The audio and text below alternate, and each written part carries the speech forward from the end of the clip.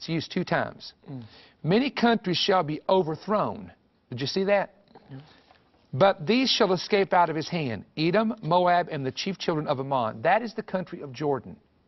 Ammon is the capital of the country of Jordan, and Edom and Moab is the old name used in Scripture for what is today the country of Jordan. So the country of Jordan is right bordered beside Israel.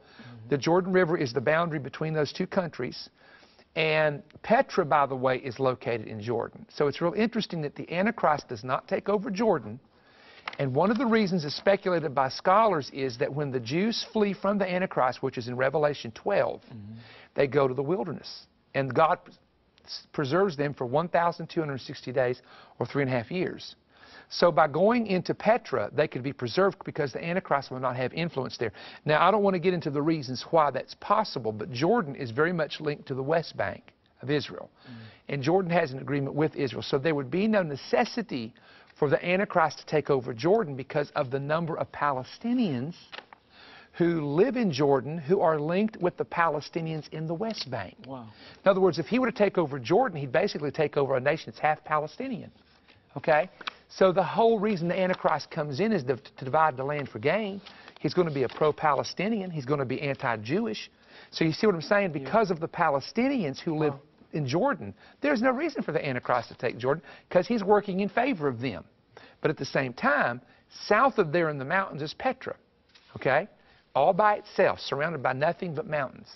Now, and he shall stretch forth his hand upon the countries, and the land of Egypt shall not escape. Watch what happens. He will have power over the treasures of gold and silver. Now, this tells you that, let me say this. When I say it tells you, there's inferences made in the Scripture. In other words, it doesn't say it, but you can take the times in which you're living and deduct from it an inference. And you know, most professors at school will tell you don't do this. And the reason they'll tell you not to is you can make a wrong inference and miss your interpretation. But if by looking at this and comparing other scriptures with scriptures, this is how you make the correct inference, is by comparing other scriptures with scriptures, then weighing it.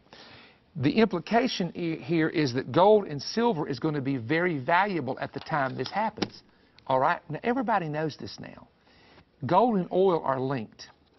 When there's a problem in the oil fields, oil goes up, but so does gold. Gold today was $1,420 an ounce. If you had gone out, Mark, or any of these young people would have gone out in 1999, you could have bought a 1-ounce gold eagle coin for $230. You could today, with no effort, have sold the same coin for $1,400. You would have profited $1,100 in cash by doing that. Wow. Okay, so this in silver, by the way, silver. I can remember when silver was worth $2.30 an ounce. Silver rounds, because we sold some for a missionary years ago. One of my partners may be watching right now. I won't name him, but he gave us a whole bunch of silver rounds to sell for missions. At the time we sold them, it was $4 a round, which was 50 cents more than it was $1 more than that rate had been when he handed them to us.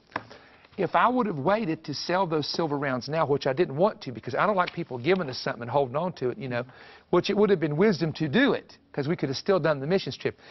Each silver round is worth $30.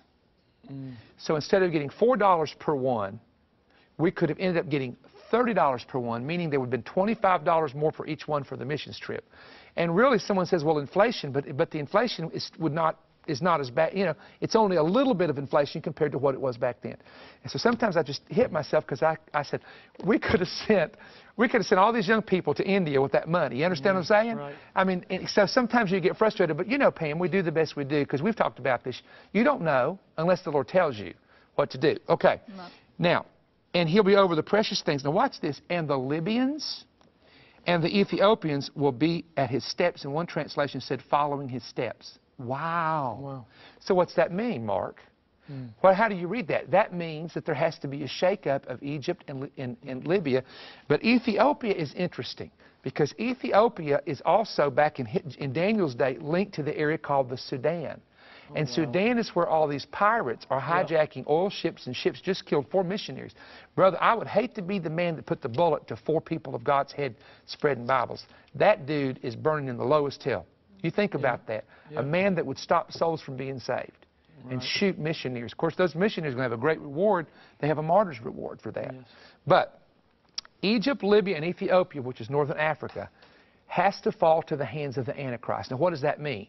That means there has to be a total shakeup of those. By the way, Sudan has no leadership over it. That's why it's so crazy down there. They have no government. So think about this now.